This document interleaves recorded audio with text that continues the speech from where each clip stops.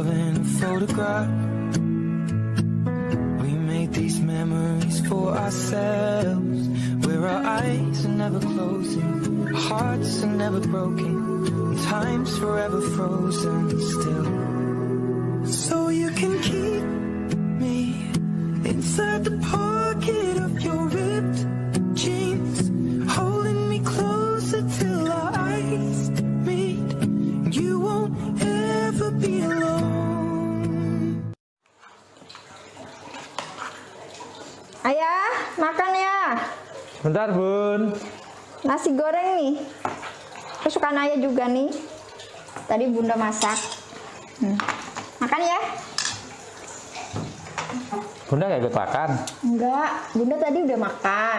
Sekarang mau nemenin Cilas belajar, bersekolahan ya. Ya, makan sendiri.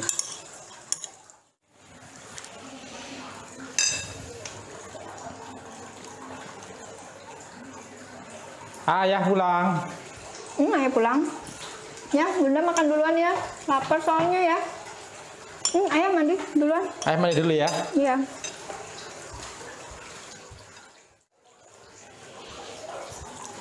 Nih, harum nih masakan Bunda malam hari ini.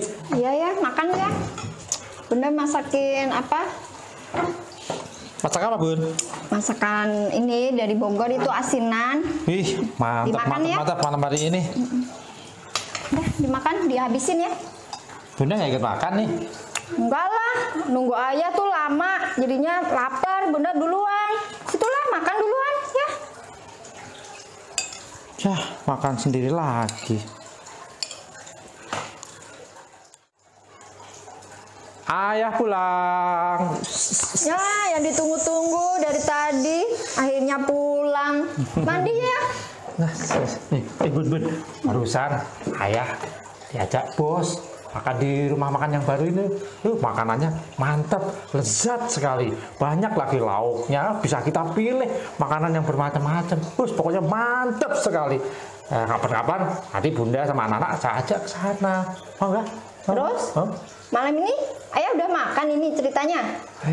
Udah kenyang, Bun. Udah kenyang, Ayah. Terus Bunda sudah nyiapin banyak makanan ini? Nggak dimakan. Kita itu pengen makan bersama-sama ya. Kan udah lama nggak makan bersama-sama kita. Ini makanan banyak banget. Udah siapin pukis dari pagi. Bunda itu sudah nyiapin semuanya. Capek ya. Udah nahan lapar juga. Biar makan bersama-sama kita sekeluarga. Ayah sudah makan di luar. Gimana sih? Bun, Ayah kan baru cerita, cuma cerita tentang ya inilah jarang-jarang ditraktir sama bos, Bun. Ya Bunda kesel lah, udah capek-capek masak, dinyiapin. Ayah muji-muji makanan yang di luar. Ini loh, pukis yang kesukaan Ayah sudah dibikinin, nggak dicobain juga. Cuma cerita, Bun. Sudahlah, Bunda sudah males makan, capek. Ngono ae nesu. Ayah juga biasa makan sendiri. Tinggal bersama-sama, tapi hidup sendiri-sendiri. Siapa yang salah? Apa yang salah? Mari kembalikan romansa dengan pasangan dan bicara hati ke hati. Yuk ikuti Husband and Wife Dinner Sabtu 25 Maret 2023 pukul 18 WITA. Start segera. Kuota terbatas hanya untuk 24 pasangan.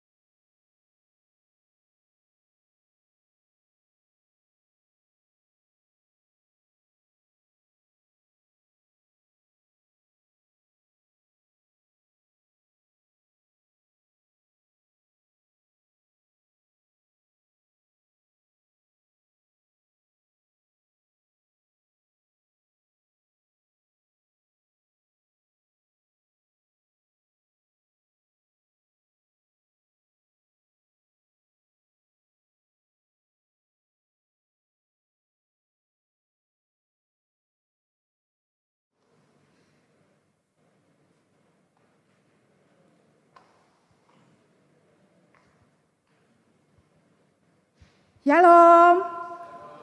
Jemaat kekasih Tuhan yang berada di ruang ibadah ini maupun yang mengikuti melalui YouTube channel GKKA Banjarmasin. Puji nama Tuhan, kita patut menaikkan puji dan syukur kehadapan Tuhan. Hanya oleh karena kasih dan perkenan-Nya, kembali kita boleh hadir bersama-sama untuk bersekutu, memuji dan memuliakan nama Tuhan. Mari saya mengajak sidang jemaat Tuhan untuk mempersiapkan hati kita masuk dalam ibadah. Kita bersaat teduh.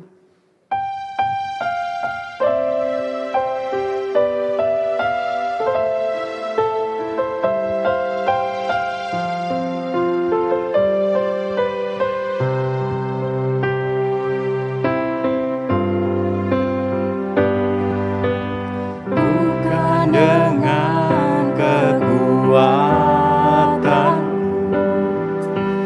ku dapat jalani hidupku tanpa Tuhan yang di sampingku. Ku tak mampu sendiri. Engkaulah kuatku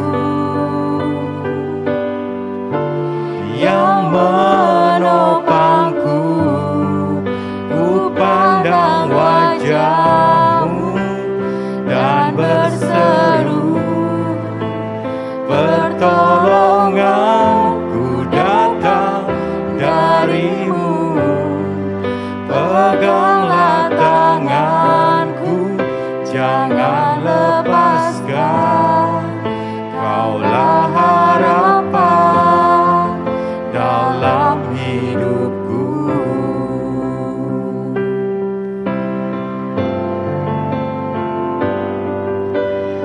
Bukan dengan kekuatanku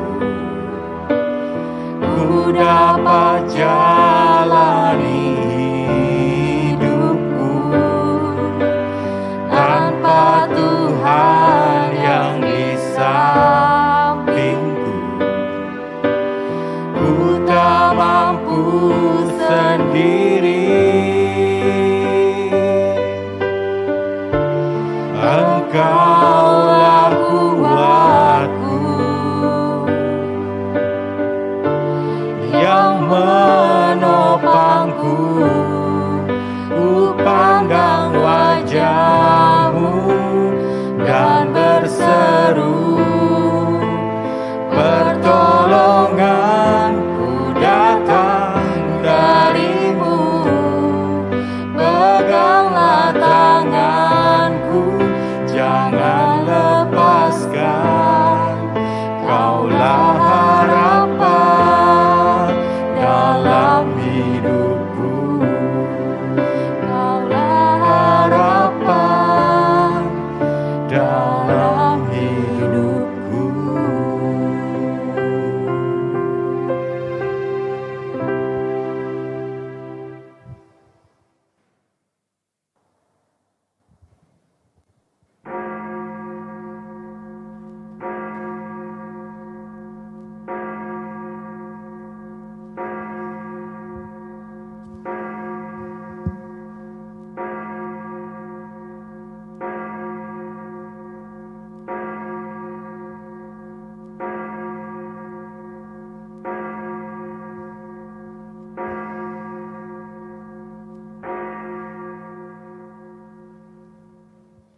Shalom, selamat pagi Bapak Ibu yang dikasihi oleh Tuhan. Bacaan Prapaskah ketiga, Minggu 12 Maret 2023 pada minggu kedua. Terambil dari Lukas pasal 13 ayat 1 sampai 9. Pada waktu itu, datanglah kepada Yesus beberapa orang yang membawa kabar tentang orang-orang Galilea yang darahnya dicampurkan Pilatus dengan darah korban yang mereka persembahkan. Yesus menjawab mereka, "Sangkamu orang-orang Galilea ini lebih besar dosanya daripada dosa semua orang Galilea yang lain, karena mereka mengalami nasib itu? Tidak, kataku. Tetapi jikalau kamu tidak bertobat, kamu semua akan binasa. atas cara demikian? Atau sang kamu, ke-18 orang yang mati ditimpa menara dekat Siloam, lebih besar kesalahannya daripada kesalahan semua orang lain yang diam di Yerusalem? Tidak, kataku. Tetapi jikalau kamu tidak bertobat, kamu semua akan binasa atas cara demikian. Lalu Yesus mengatakan perumpamaan ini.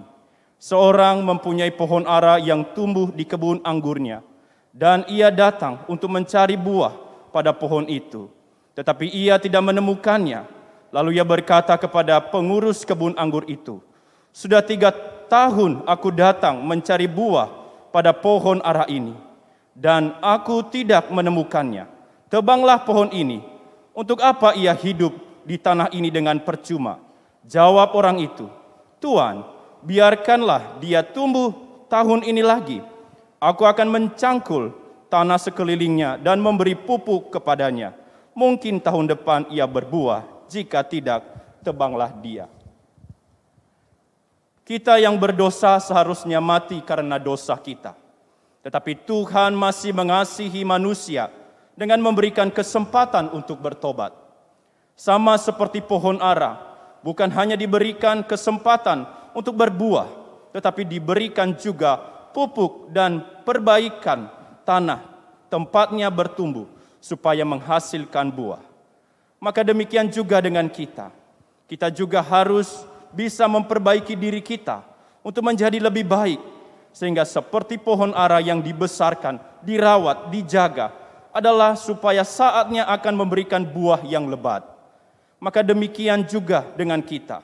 Tuhan memberikan kepada kita kebaikannya, berkatnya, kasihnya, lewat penderitaan dan pengorbanannya di atas kayu salib. Anugerah keselamatan dan berbagai hal yang baik Tuhan berikan kepada kita, supaya kita menghasilkan buah yang banyak. Tetapi jika kita tetap juga tidak berbuah, maka kita akan seperti pohon ara yang tidak berbuah yang akan ditebang, yaitu kebinasaan yang kekal selamanya. Hari ini memasuki minggu Prapaskah ketiga, lilin ketiga akan dipadamkan. Hari-hari Yesus mempersiapkan dirinya untuk menjalani penggenapan covenant, janji rencana Bapa akan ada pada adanya Sang Juru Selamat. Kita yang telah menerima anugerah keselamatan itu, biarlah kiranya kita terus menghasilkan buah yang baik demi kemuliaan Tuhan Yesus Kristus.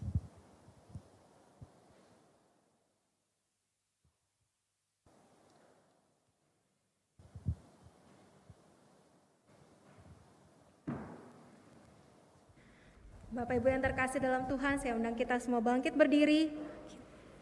Dengarkanlah panggilan ibadah bagi kita sekalian yang diambil dari Imamat pasal 26 ayatnya yang ke-12.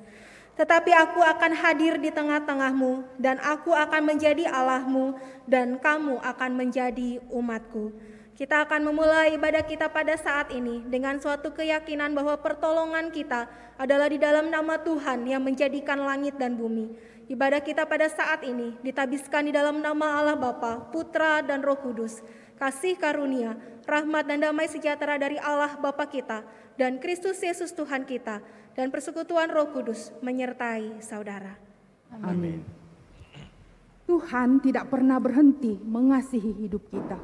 Oleh karena itu ketika kita datang beribadah, biarlah kita datang dengan hati yang penuh sukacita, mengucap syukur atas segala perbuatan tangannya yang ajaib yang telah dilakukan dalam hidup kita. Sukacita kusembahkan hanya pada Tuhan. Sukacita kusembahkan hanya pada Tuhanku. Hatiku bagaikan bunga mekar-kar sinarnya. Awan maut ketakutan dienyahkan olehnya. Di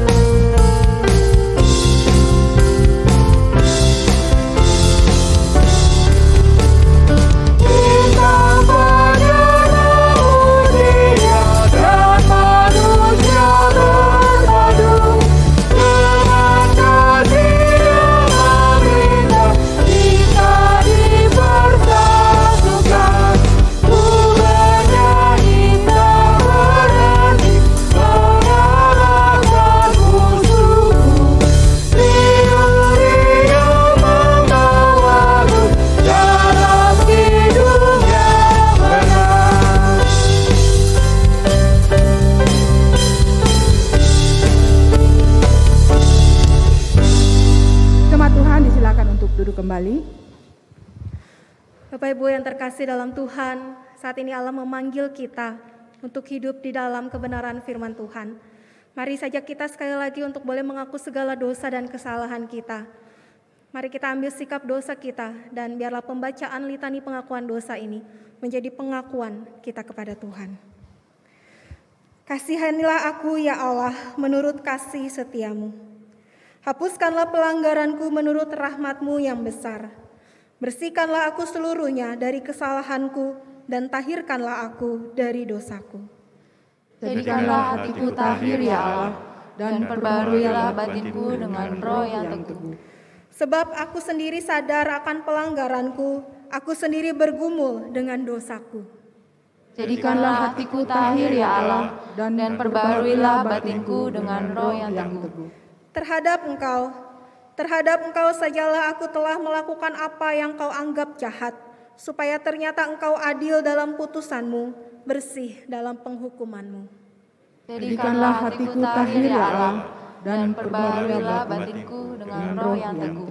Sesungguhnya dalam kesalahan aku diperanakan, dalam dosa aku dikandung ibuku.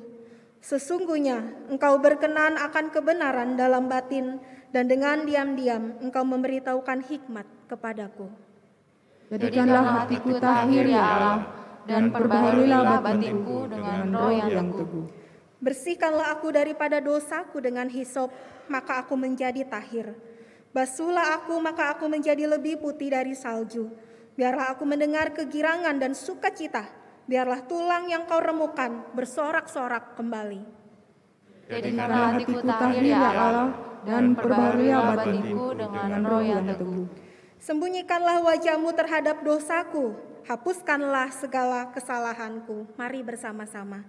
Jadikanlah hatiku tahir ya Allah, dan perbaharuilah batinku dengan roh yang teguh. Puji Tuhan, kita boleh menerima keselamatan dari Tuhan. Dan mari kita dengarkan berita anugerah bagi kita sekalian. Sebab itu kita yang dibenarkan karena iman, kita hidup dalam damai sejahtera dengan Allah, oleh karena Tuhan kita Yesus Kristus. Oleh Dia kita juga beroleh jalan masuk oleh iman kepada kasih karunia ini. Di dalam kasih karunia ini kita berdiri dan kita bermegah dalam pengharapan akan menerima kemuliaan Allah. Berbahagialah setiap kita yang dibenarkan oleh karena iman, sehingga kita dapat bermegah akan menerima kemuliaan bersama Allah. Meresponi berita anugerah Tuhan, saya mengundang kembali sidang jemaat Tuhan untuk berdiri. Bersama-sama kita memperbarui komitmen kita di hadapan Tuhan dengan membacakan Mazmur 25 ayat 5 yang berkata demikian. Bawalah aku berjalan dalam kebenaran-Mu dan ajarlah aku, sebab Engkaulah Allah yang menyelamatkan aku. Engkau ku nanti-nantikan sepanjang hari. Jemaat Tuhan, silakan duduk kembali. Bersyukur Tuhan telah menunjukkan jalan kebenaran dan hidup kepada kita. Oleh karena itu mari kita mengarahkan hati kita hanya tertuju kepadanya, sehingga kita dimampukan untuk melihat jalan Tuhan dan berjalan bersamanya. Jalan hidup oleh orang benar akan senantiasa diterangi oleh cahaya firman Tuhan.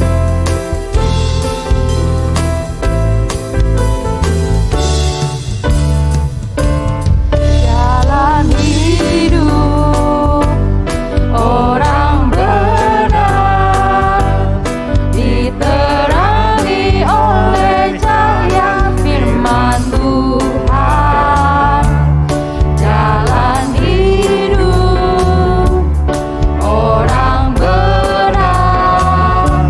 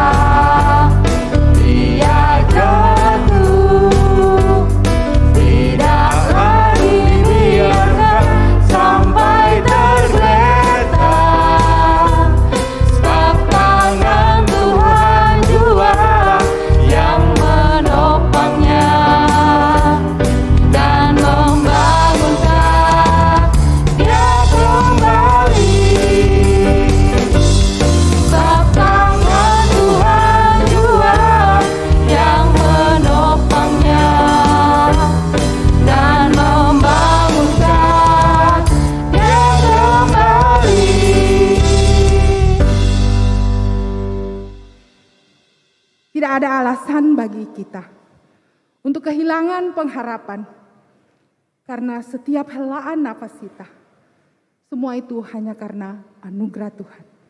Setiap detik dalam hidup kita, semua itu hanya anugerah Tuhan semata. Paduan suara serafim akan memuji Tuhan melalui lagu Grace Alone.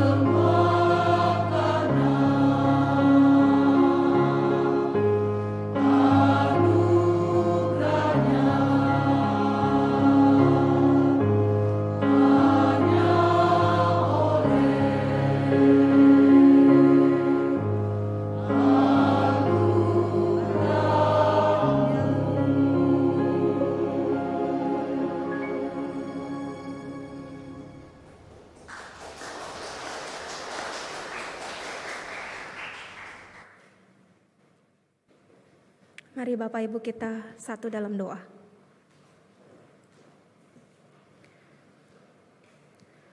Sungguh benar Tuhan, hanya karena anugerah Tuhan kami boleh diselamatkan. Hanya karena belas kasihan Tuhan bagi kami boleh mengalami pengampunan dosa dari Allah. Sungguh Tuhan, ini adalah anugerah yang luar biasa yang kami terima dari Tuhan. Oleh karena itu Tuhan, ajar kami untuk kami tidak menyia-nyiakan anugerah itu Tuhan. Kalau Tuhan mendapati kami saat ini hidup di dalam keberdosaan, Tuhan tolong sapa kami, jamah hati kami kembali untuk kami boleh hidup bersama dengan Tuhan. Dan sebentar kami akan merenungkan firman Tuhan. Ajar kami Tuhan untuk kami boleh mendengarkan firman Tuhan dengan seksama. Ajar kami untuk kami boleh memberikan hati kami, telinga kami, pikiran kami untuk Tuhan.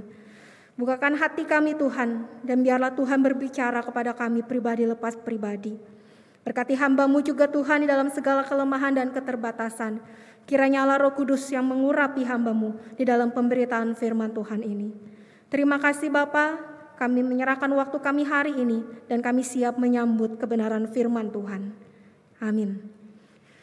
Shalom Bapak Ibu yang terkasih dalam Tuhan.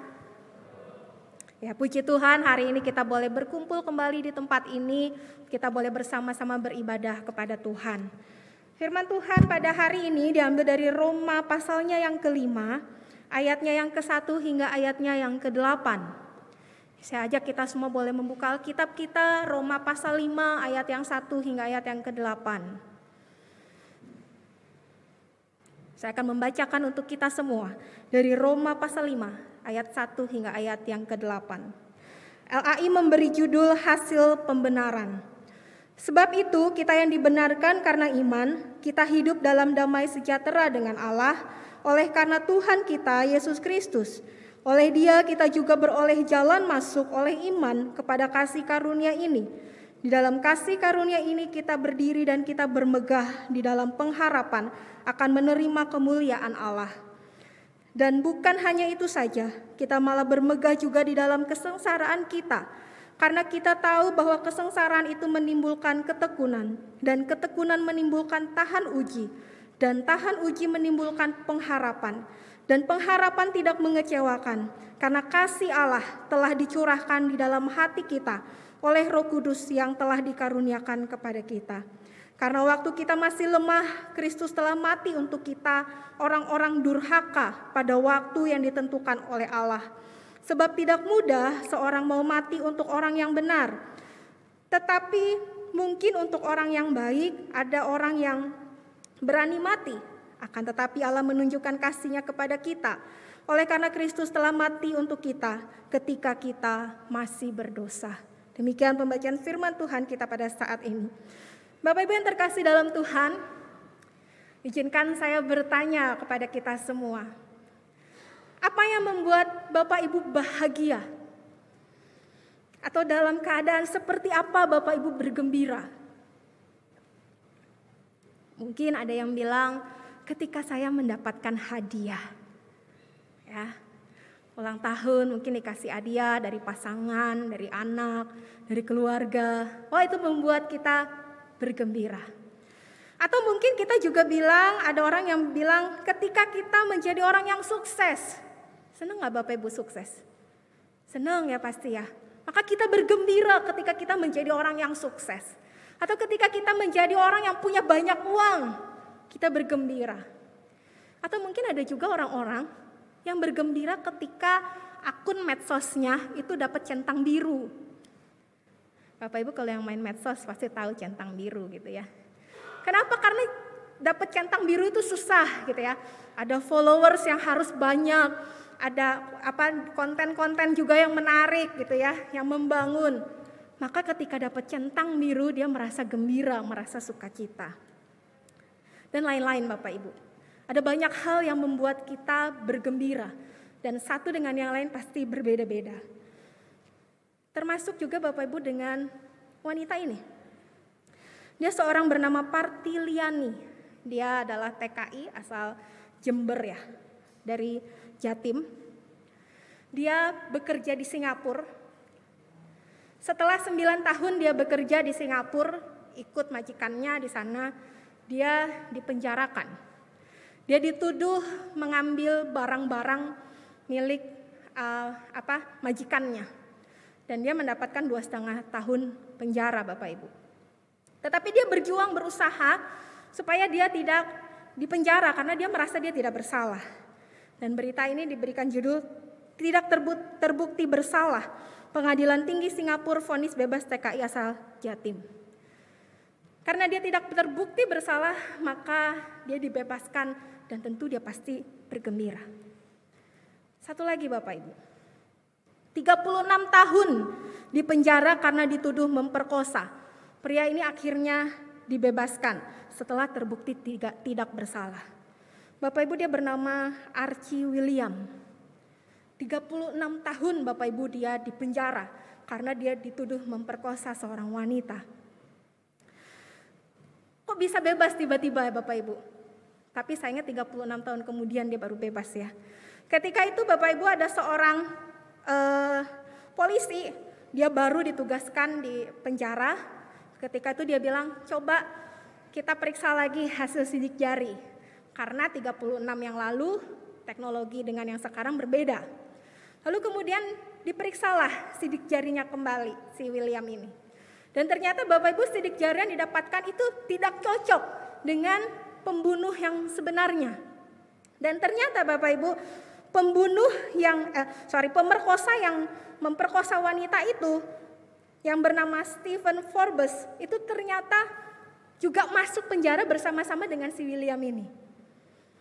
Tapi sayangnya Bapak Ibu polisi ketika itu memenjarakan si William yang diduga menjadi pelaku pemerkosa. Dan William dibebaskan ketika tahun 2019 ketika umurnya 58 tahun. Bapak Ibu 36 tahun dia di dalam penjara. Bisa kita bayangkan Bapak Ibu reaksinya ketika dia dibebaskan. Pasti dia, kalau saya bayangkan ya Bapak Ibu dengan lebaynya, dia bisa jadi jingkrak-jingkrak gitu ya. Wah senang gitu ya, akhirnya aku bebas gitu ya. Kalau di orang Korea bebas dari penjara langsung dikasih tahu. Saya rasa mungkin tidak hanya 1 tahu dikasihnya gitu ya. Banyak tahu gitu ya karena 36 tahun dia di penjara. Dan saya yakin dia begitu bergembira, sangat happy dia keluar dari penjara. Dan bukan hanya happy keluar dari penjara, tetapi nama dia juga dibersihkan, dipulihkan. Bapak Ibu bisa bayangkan dia begitu bahagia. Kedua orang ini Bapak Ibu bahagia karena terlepas dari tuduhan. Nah Bapak Ibu yang terkasih dalam Tuhan, hal ini jugalah yang kira-kira digambarkan oleh Paulus di dalam pasal yang kita baca. Dia begitu bergembira, dia begitu bersukacita. Tetapi bukan karena dia bebas dari hukuman Bapak Ibu. Bukan karena dia bebas dari penjara. Bukan karena dia menjadi orang yang kaya, bukan. Kita tahu ketika Paulus ikut Tuhan Yesus, dia banyak menderita. Dia masuk penjara, bahkan masa tuanya dihabiskan di dalam pembuangan. Bapak Ibu begitu banyak penderitaan yang dia alami. Tetapi dalam pasal ini dia berkata dia begitu bersukacita. Ada semangat sukacita di dalamnya. Kenapa Bapak Ibu? Karena dia merasakan kasih Allah nyata di dalam hidupnya. Sehingga dia dapat dibenarkan oleh Allah. Dibenarkan adalah bisa dikatakan dinyatakan tidak bersalah. Dibebaskan dari hukum atau juga diizinkan. Tetapi Bapak Ibu dalam pasal ini yang dimaksud oleh Paulus, kata dibenarkan ini bukan hanya dalam arti dia dinyatakan tidak bersalah atau dia dibebaskan dari hukum, tetapi dia ditempatkan pada situasi yang baru, sama sekali situasi yang baru, baik pada masa kini maupun yang akan datang. Artinya adalah Paulus merasakan bahwa dulu saya ini adalah orang berdosa. Kemudian ketika Allah membenarkan dirinya, maka dia ditempatkan dalam satu situasi yang baru, dari berdosa menjadi tidak berdosa. Dari tidak layak menjadi orang yang layak di hadapan Tuhan. Nah inilah yang Paulus nyatakan bahwa dia begitu bersukacita karena dia boleh dibenarkan oleh Allah. Yang menjadi pertanyaannya Bapak Ibu, dalam keadaan seperti apa Allah ini membenarkan kita orang berdosa? Bapak Ibu kalau baca ayat 6 dan ayat yang ke-8, di sana ada kata masih lemah, durhaka, dan masih berdosa. Ayat yang ke-6, karena waktu kita masih lemah, Kristus telah mati untuk kita, untuk orang-orang durhaka. Ayat yang ke-8, oleh karena Kristus telah mati untuk kita ketika kita masih berdosa. Jadi Paulus menyadari Bapak Ibu, ketika dia hidup dalam kelemahannya, ketika dia menjadi orang, ketika dia dalam keberdosaannya, ketika dia masih menjadi orang yang durhaka, Allah ini membenarkan dia. Oleh karena itu Bapak Ibu, tentu bukan karena dia layak, bukan karena usahanya dia, Paulus, maka kemudian dia dibenarkan oleh Allah. Tetapi karena kasih Allah nyata dalam kehidupannya dan juga nyata dalam kehidupan kita. Oleh karena itu Bapak Ibu, hari ini kita akan melihat apa dampak atau akibat dari pembenaran Allah. Yang pertama, orang yang telah dibenarkan Allah memiliki hidup damai sejahtera dengan Allah. Saudara, ketika manusia pertama Adam dan Hawa jatuh ke dalam dosa, maka hubungan antara Allah dengan manusia itu menjadi rusak. Ada gap antara Allah dengan manusia. Hubungan yang awalnya baik, kemudian menjadi renggang, menjadi rusak. Kenapa? Karena manusia jatuh ke dalam dosa. Yang awalnya dia baik, ciptaan yang baik dikatakan oleh Allah. Kemudian dia menjadi berdosa. Nah, karena berdosaan itulah, maka kita menjadi seteru atau musuhnya Allah. Sehingga Allah dikatakan begitu marah ketika melihat manusia itu berdosa. Roma pasal 1 ayat yang 18 dikatakan, Allah marah dan murka Allah itu nyata dari surga atas segala kefasikan dan kelaliman. Bapak Ibu, kalau baca kitab Roma dari pasal 1 hingga pasal yang keempat, di sana kita melihat bahwa manusia itu sungguh-sungguh jatuh dalam dosa. Dan Allah menyelamatkan kita kembali bukan karena kelayakannya kita, tetapi karena kasih Allah bagi kita sekalian. Nah, karena dosa itu jugalah yang membuat kita tidak lagi memiliki damai sejahtera. Ketika Allah dengan manusia itu pada awalnya baik, manusia itu memiliki damai sejahtera dengan Allah, memiliki hubungan yang harmonis dengan Allah. Tetapi ketika manusia itu jatuh, maka tidak lagi harmonis. Manusia tidak lagi mengalami rasa damai dengan Allah. Dosa akhirnya menciptakan keterasingan dan juga perseteruan antara manusia dengan Allah. Dan kita percaya Bapak Ibu, Allah yang kudus itu tidak mungkin dapat berdamai dengan dosa. Karena Allah tidak suka dengan yang namanya dosa. Maka hal ini Bapak Ibu tidak dapat kita selesaikan dengan apa? Dengan perbuatan baik kita. Dengan harta benda yang kita miliki. Dengan usaha kita. Dengan kepandaian kita. Dengan kepintaran kita. Satu-satunya cara supaya kita kembali berdamai dengan Allah adalah dengan Yesus mati di kayu salib bagi kita sekalian. Nah, karena kematian Yesus itulah, maka permusuhan antara kita dengan Allah berakhir dan digantikan dengan damai sejahtera. Bapak Ibu mungkin kira-kira seperti ini. Kalau saya gambarkan, Bapak Ibu pernah bertengkar suami istri? Pernah ya pasti ya. Orang tua dengan anak juga pasti pernah bertengkar ya. Kadang-kadang selisih paham, kadang-kadang bete-betean gitu ya. Dulu Bapak Ibu ya, ketika saya marah sama mama saya gitu ya. Saya bukan tipe orang yang bisa marah, mengungkapkan amarah. Tetapi ketika saya marah, saya cenderung diam. Jadi ketika saya marah sama mama saya bisa diam Bapak Ibu, diemin mama saya. Mama saya juga diemin saya gitu ya. Ya dua harian lah. Gak nyampe 3 hari, gak nyampe seminggu Bapak Ibu. Tetapi di dalam masa diem itu, kan gak enak ya. Orang tua sendiri gitu ya. Tapi kita marah gitu kan. Diem-dieman itu gak enak Bapak Ibu. Relasi yang tadinya antara saya dengan mama saya baik, ketika satu masalah yang saya tidak suka, atau cara pandang kami yang berbeda, lalu akhirnya menjadi renggang. Akhirnya menjadi diem-dieman. Tidak ada perasaan damai antara saya dengan mama saya. Nah, kira-kira begitu juga dengan hubungan kita dengan Kristus. Ketika kita bermusuhan dengan Allah, kita diam-diaman dengan Allah, kita tidak patuh dengan perintah Allah, bahkan kita tidak suka dengan cara Allah, maka hubungan kita seperti tadi itu ya, antara saya dengan mama saya. Gak enak rasanya di hati. Yang tadinya baik kemudian menjadi renggang.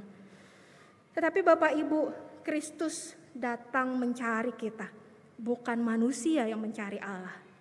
Tetapi Kristus datang mencari kita, menebus segala dosa dan kesalahan kita.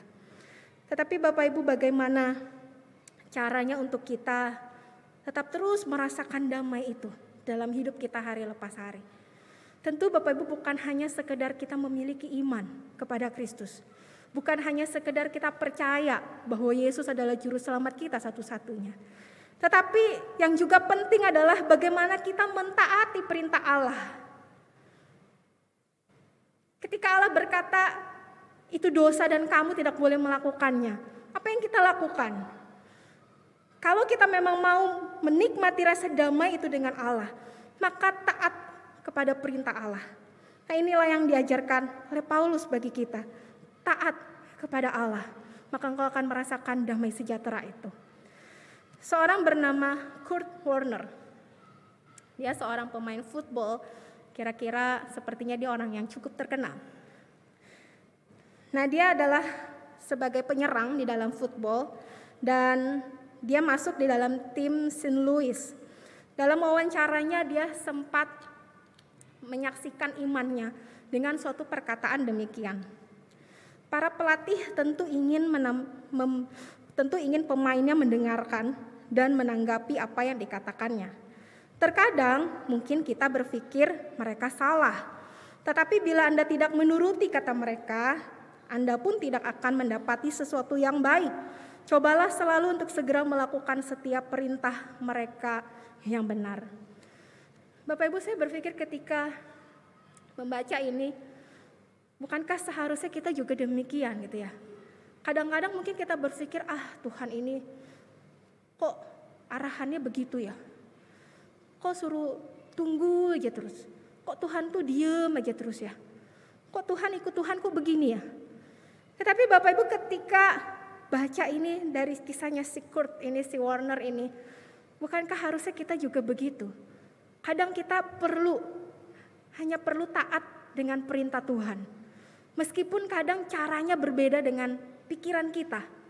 Tetapi kita hanya perlu taat dan coba apa yang Tuhan katakan bagi kita. Oleh karena itu Bapak Ibu, ketika kita menjadi anak Tuhan, ketika kita ingin merasakan damai sejahtera dengan Allah, maka marilah kita taat akan perintah Tuhan. Yang kedua Bapak Ibu, apa dampak atau akibat dari pembenaran Allah? Adalah memiliki pengharapan kepada kemuliaan yang kekal. Jemaat yang terkasih dalam Tuhan, kasih Allah tidak berhenti sampai pada karya penyelamatan, tetapi kasih Allah akan terus membawa kita sampai kepada kemuliaan, dan hasil pembenaran itu juga berdampak di dalam kehidupan kita sebagai anak-anak Tuhan. Jadi ketika Allah itu memberikan kasih-Nya kepada kita, menyelamatkan kita, itu tidak hanya sampai di situ Bapak Ibu. Tetapi ketika kita menjadi anak-anak Tuhan, maka hasil pembenaran ini juga nyata dalam hidup kita. Yaitu dahulu kita hidup penuh dengan keputusasaan, hidup dengan penuh tanpa pengharapan. Tetapi ketika kita hidup dibenarkan oleh Tuhan, ketika kita memiliki iman kepada Allah, sehingga kita dapat bermegah dan bersuka cita di dalam kesengsaraan yang kita miliki. Pasal yang kedua, ayat yang kedua berkata demikian, bukan? Kita bermegah di dalam kesengsaraan.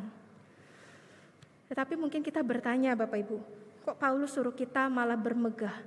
Atau kata lainnya adalah bersuka cita. Kita bilang, gak salahkah Paulus kok suruh kita bersuka cita dalam penderitaan? Bersuka cita atas sakit penyakit. Bapak Ibu, memang Alkitab tidak pernah mengajarkan kita untuk bersuka cita atas sakit yang kita alami. Bersuka cita atas penderitaan yang kita alami. Tetapi yang Paulus maksudkan di sini adalah ketika kita hidup dengan Tuhan, kita sudah berdamai dengan Allah, maka ketika kita menderita sekalipun, kita tetap dapat bersukacita di atas penderitaan itu. Bapak Ibu yang terkasih dalam Tuhan, pergumulan itu Paulus katakan dapat membuat kita menjadi orang yang bertekun. Dan ketekunan itu menjadikan kita pribadi yang tahan uji. Sehingga ketika kita tahan uji, kita memiliki pengharapan untuk menerima kemuliaan Allah. Seorang penafsir bernama Douglas Moe dalam bukunya The Epistle to the Roman, beliau berkata demikian, "Hope, like a muscle, will not be strong if it goes unused." Pengharapan itu seperti otot, dia katakan. Ia tidak akan kuat jika tidak digunakan. Bapak Ibu, waktu saya sharing ini ya di hamba Tuhan, Chanto Yudi bilang begini, kenapa sih Douglas itu tiba-tiba ngomongnya begitu gitu ya? Kenapa pengharapan itu diartikan disamakan seperti otot yang kalau tidak digunakan dia menjadi kendor, dia tidak lagi menjadi kuat gitu ya? Dan saya teringat dengan ilustrasi khotbah saya 2 bulan yang lalu Bapak Ibu, masih dengan kitab Roma. Ketika itu saya bercerita bahwa saya olahraga, nge-gym, ya, angkat beban. Bapak Ibu, ketika olahraga, angkat beban, ya, yang terjadi apa? Bagian-bagian tubuh, otot-otot itu menjadi lebih kencang. Tetapi setelah saya tidak lagi berolahraga, tidak lagi angkat beban, yang terjadi apa? Otot itu kembali seperti semula, kembali kendor gitu ya, tidak lagi menjadi kuat. Nah demikian juga yang mau dikatakan oleh Douglas bahwa pengharapan itu kalau tanpa pergumulan, tanpa penderitaan, maka dia tidak akan menjadi kuat. Bapak Ibu ingat kisah orang-orang di kolam Bethesda? Di situ banyak orang-orang yang sakit. Ada yang lumpuh, ada yang buta. Dan mereka berharap apa? Mereka berharap air di dalam kolam itu bergejolak, bukan? Supaya apa? Supaya ketika bergejolak air itu, mereka bisa masuk ke dalam kolam itu dan menjadi sembuh. Bayangkan Bapak Ibu kalau mereka tidak sakit. Saya yakin mereka tidak ada di pinggir kolam itu, bukan? Dan mereka tidak berharap air itu bergejolak. Kenapa? Karena tidak berguna, tidak bermanfaat untuk dirinya. Tetapi bagi orang-orang yang sakit di tempat itu, mereka berharap air itu bergejolak dan mereka sembuh ketika masuk ke dalam kolam itu. Nah demikian juga dengan pengharapan kita Bapak Ibu. Ketika Allah memberikan kita ujian, ketika Allah memberikan kita pencobaan di dalam hidup kita, Allah menginginkan kita ini menjadi orang-orang yang kuat, menjadi orang-orang yang tahan uji.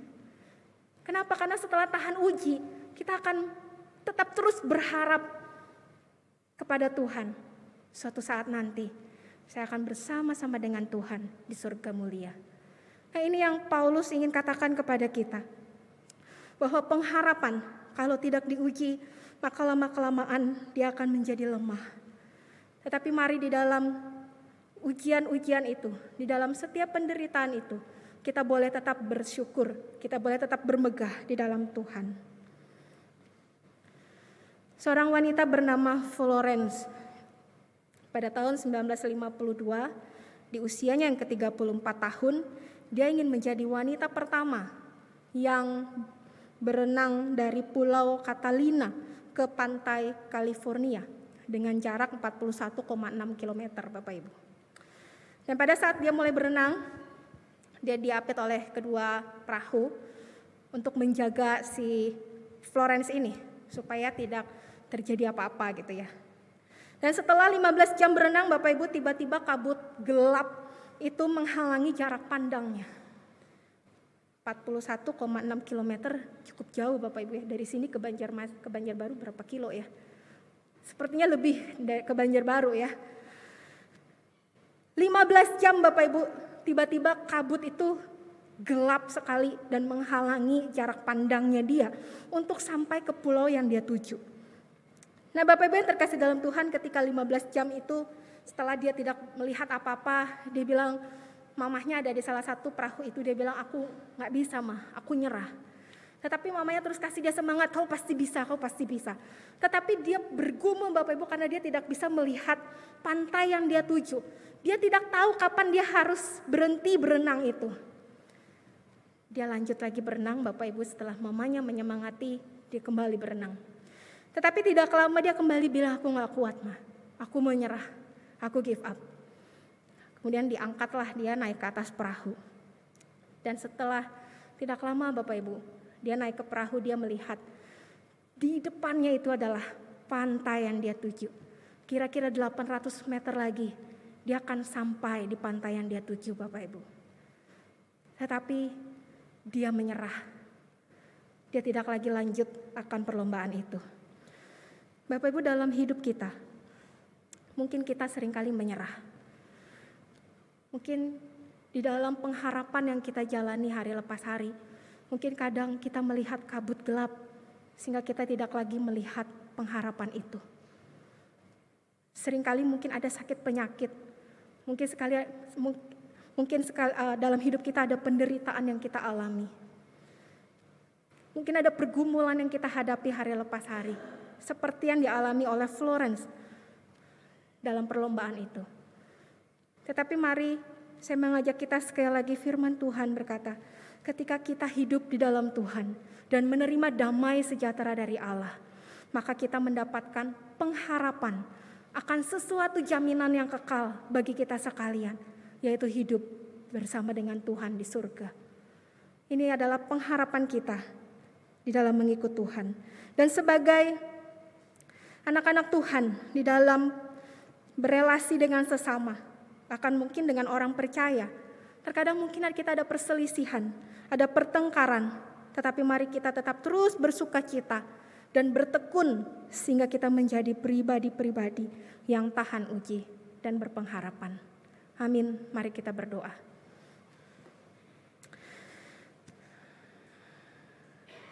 Tuhan, terima kasih firman-Mu hari ini mengingatkan kami untuk kami boleh tetap terus hidup di dalam Tuhan. Kami menyadari Tuhan siapa kami di hadapan Tuhan. Kami adalah orang-orang yang berdosa, yang patut untuk kami mendapatkan hukuman.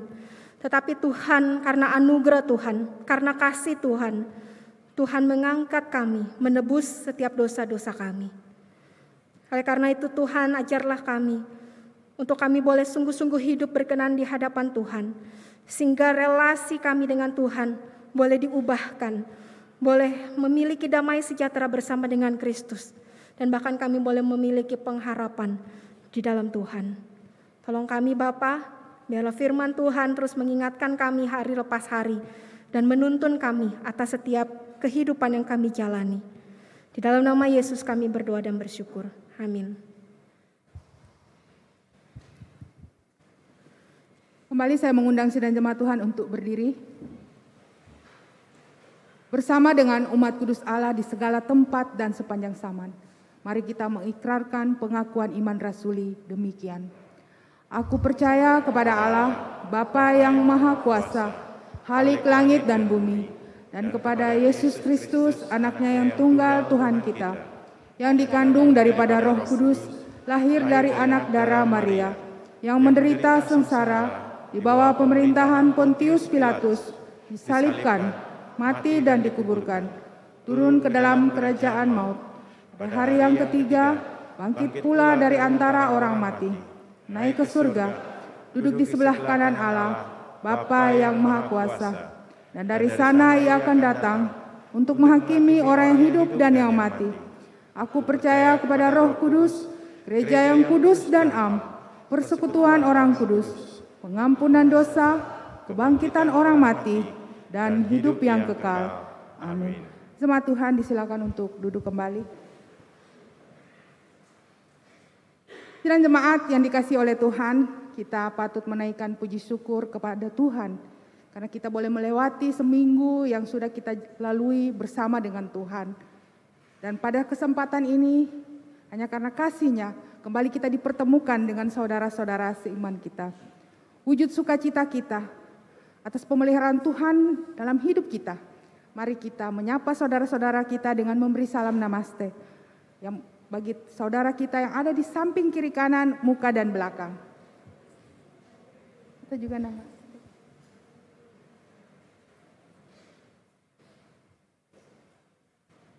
Jika ada dalam ibadah ini yang pertama kali datang untuk beribadah bersama dengan kami, mohon untuk berdiri.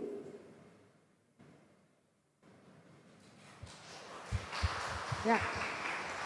Terima kasih Bapak atas waktunya untuk datang bersama-sama dengan kami beribadah di tempat ini. Jika belum mempunyai tempat ibadah, kami dengan senang hati menunggu setiap minggunya untuk beribadah bersama-sama dengan kami. Terima kasih. Kini tiba saatnya kita akan memberikan persembahan kita kepada Tuhan. Dan pada kesempatan ini ada 2 persembahan yang dilayangkan kepada kita. Yang pertama untuk persembahan kas gereja dan yang kedua untuk persembahan kas diakonia.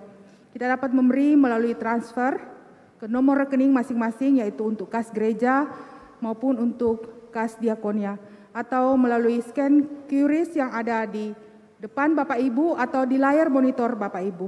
Bagi jemaat yang beribadah di tempat ini dapat juga memberikan melalui amplop persembahan. Sebelum kita memberikan persembahan syukur kita, mari kita mengingat satu nats firman Tuhan mendasari persembahan kita yang terdapat dari 1 Tawarik 29 ayat 9 yang berkata, bangsa itu bersukacita karena kerelaan mereka masing-masing, sebab dengan tulus hati mereka memberikan persembahan sukarela kepada Tuhan.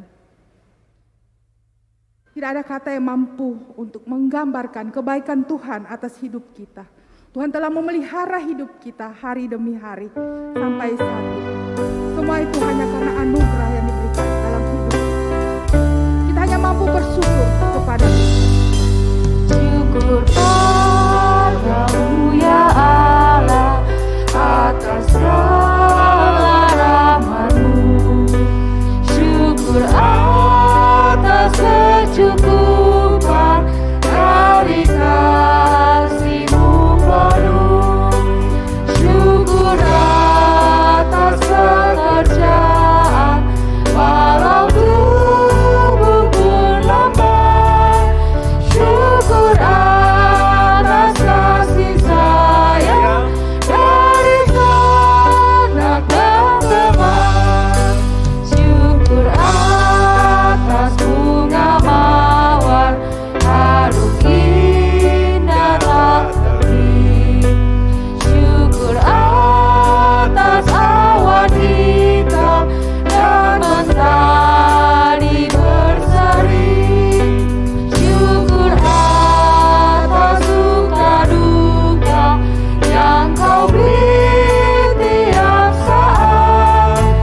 Dan firman-Mu lah perintah agar kami tak sesat. Kita akan menyanyikan bait yang ketiga. Kembali saya mengundang sidang jemaat Tuhan untuk berdiri. Syukur atas keluarga. Syukur atas keluarga penuh kasih yang mesra. Syukur atas perhimpunan yang memberi sejahtera. Syukur atas kekuatan kala duka dan kesal. Syukur atas pengharapan kini dan selamanya.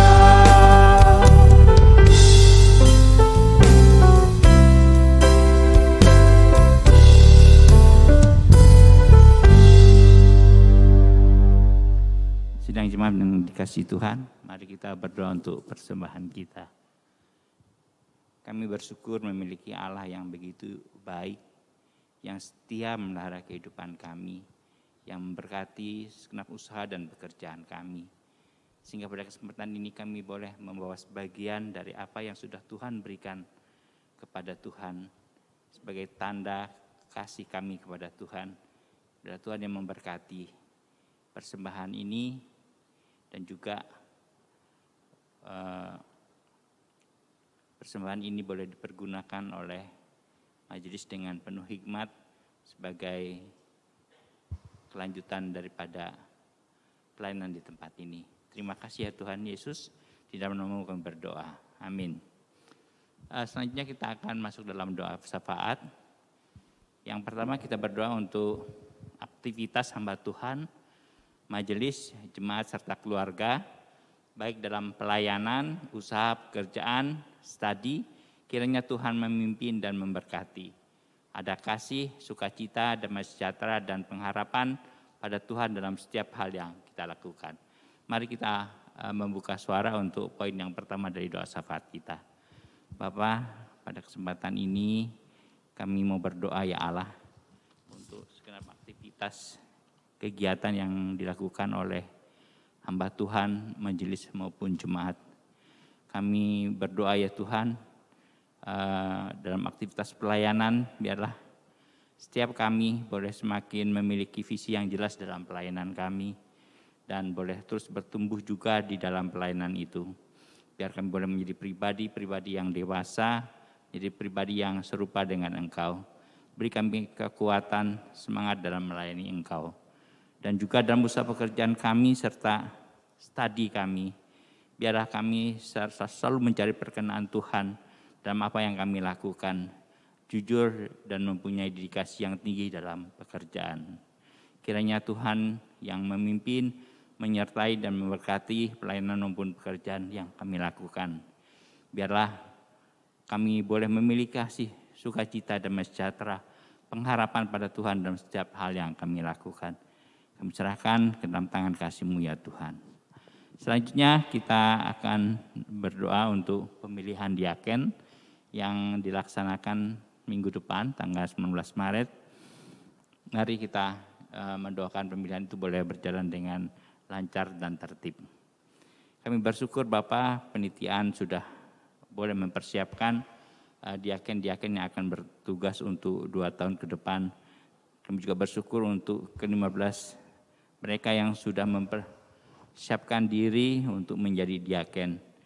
Biarlah Tuhan, Engkau berikan kami hikmat di dalam memilih 13 diaken yang akan melayani di gereja-Mu ini. Biarlah pemilihan ini nantinya juga boleh berjalan dengan baik, lancar, dan tertib. Kami serahkan semuanya hanya ke dalam tangan kasih Tuhan. Biarlah Engkau sendiri yang boleh memilih anak-anak-Mu yang terlibat dalam melayani Engkau. Terima kasih Tuhan Yesus, di dalam nama kami berdoa. Amin. Selanjutnya kita berdoa untuk rumah singgah Malo, di mana saat sekarang ini sudah dalam tahap akhir dan sedang mencari orang yang akan melayani di rumah singgah Malo. Mari kita berdoa untuk poin yang ketiga ini. Bapa, kami bersyukur untuk rumah singgah Malo yang sudah berlangsung hingga saat ini dalam masa akhir daripada pembangunan. Kami bersyukur untuk dukungan dana, dukungan tenaga yang telah diberikan anak-anak-Mu sehingga boleh mewujudkan rumah singgah ini. Dan selanjutnya kami akan membutuhkan orang yang akan melayani Engkau di dalam rumah singgah Malo ini ya Allah. Biarlah Tuhan yang kirim anak-anak-Mu yang mempunyai hati untuk anak-anak yang akan dilayani dan juga mempunyai jiwa pelayanan. Kami menyerahkan akan kebutuhan orang yang melayani rumah singgah Malo ini hanya ke dalam tangan kasih-Mu saja. Dalam nama Tuhan Yesus kami berdoa. Selanjutnya kita akan berdoa untuk jemaat yang berulang tahun, baik itu ulang tahun kelahiran maupun ulang tahun pernikahan. Untuk poin yang ini saya minta bapak-bapak yang mendoakannya, sementara mereka yang berulang tahun pernikahan bisa ibu yang mendoakannya ya. Adapun yang saudara kita yang berulang tahun kelahiran adalah saudara Frans, saudari Maudi, Ibu Lilianti, Ibu Marita, Ibu Tong Caiti, saudara Nisontan, Bapak Yusran Edi, Ibu Inyang, Ibu Mary, saudara Yoel dan saudara Uphuisa.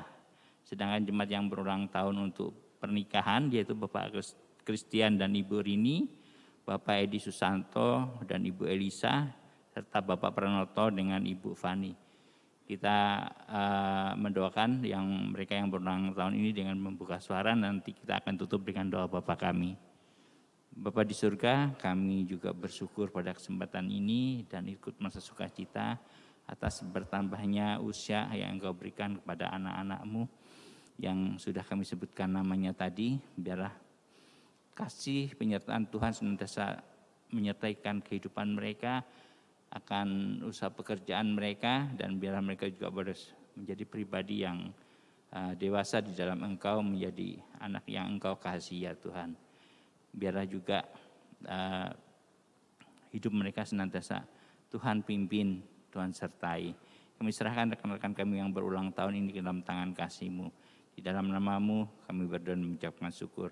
Dan kami akan menutup doa-doa ini dengan doa yang Engkau ajarkan kepada kami. Bapa kami yang di surga, dikuduskanlah nama-Mu, datanglah kerajaan-Mu, jadilah kehendak-Mu di bumi seperti di surga. Berikanlah kami pada hari makanan kami yang secukupnya, dan ampunilah kepada kami seperti janji.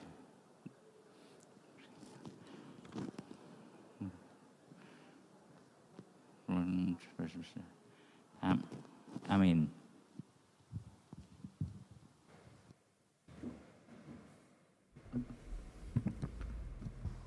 Jemaat yang terkasih, kita dibenarkan bukan berarti Tuhan memberikan pembenaran atas setiap dosa dan kejahatan kita. Kita dibenarkan berarti Tuhan telah menempatkan kita di posisi orang yang sudah diampuni dosanya dan Tuhan berkenan kepada kita.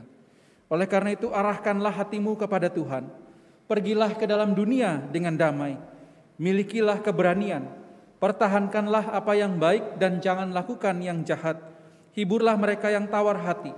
Kuatkanlah yang lemah, bantulah yang menderita, hormati semua orang, kasihi dan layanilah Tuhan, bersukacitalah dalam kuasa Roh Kudus. Amin. Sebab segala sesuatu dari Dia, oleh Dia, dan hanya untuk Dia. Biarlah segala kemuliaan, hormat, dan penyembahan kita naikkan di hadapan tahtanya yang maha suci, sebab hanya Dialah yang layak untuk menerima segalanya.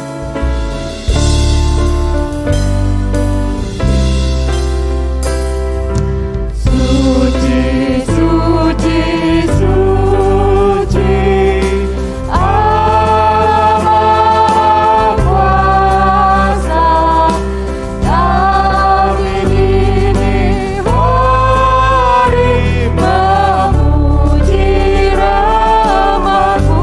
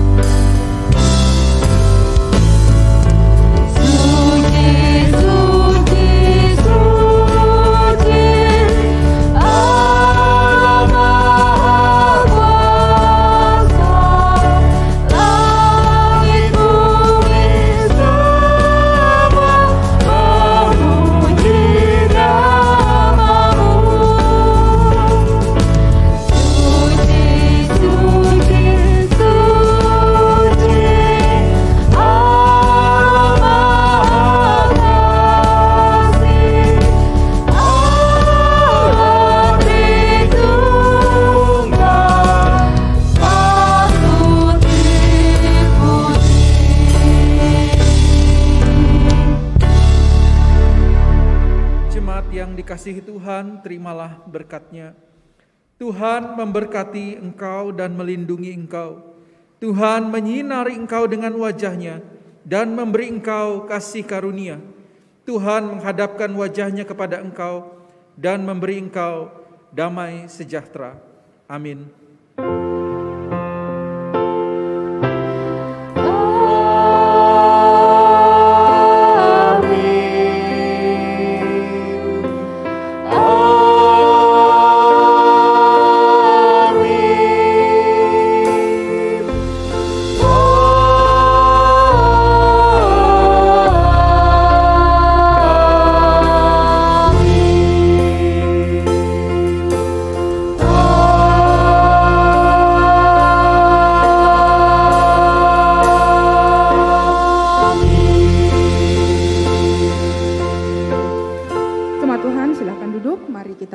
Teduh.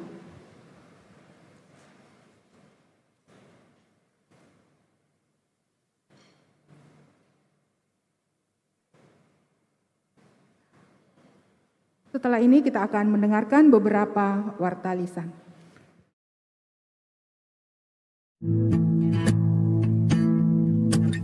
We keep this love in a photograph. We made these memories for ourselves. Where our eyes are never closing, our hearts are never broken, and time's forever frozen still. So you can keep me inside the pocket of your ripped jeans, holding me closer till our eyes meet.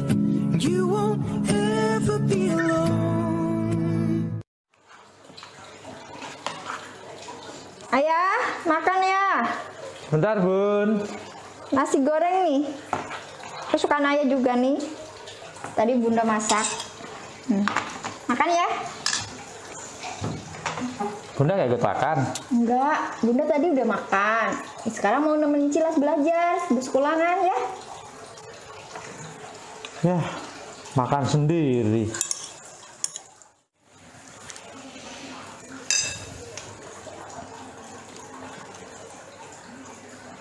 Ayah pulang. Ayah pulang. Ya, Bunda makan duluan ya. Lapar soalnya ya. Ayah mandi duluan. Ayah mandi dulu ya. Iya.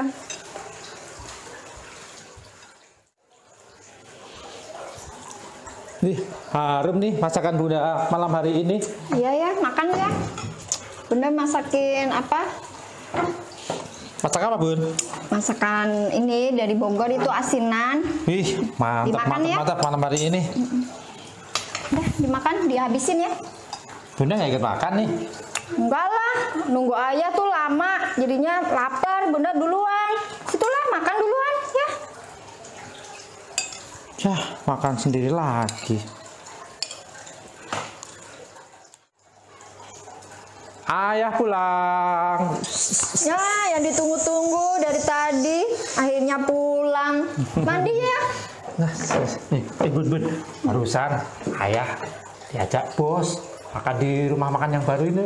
Makanannya mantap, lezat sekali. Banyak lagi lauknya, bisa kita pilih makanan yang bermacam-macam. Pokoknya mantap sekali. Kapan-kapan nanti Bunda sama anak-anak saya ajak ke sana. Mau nggak? Terus? Malam ini Ayah udah makan ini ceritanya? Udah kenyang, Bun, udah kenyang, Ayah. Terus Bunda sudah nyiapin banyak makanan ini nggak dimakan. Kita itu pengen makan bersama-sama ya. Kan udah lama nggak makan bersama-sama kita. Ini makanan banyak banget. Udah siapin pukis dari pagi.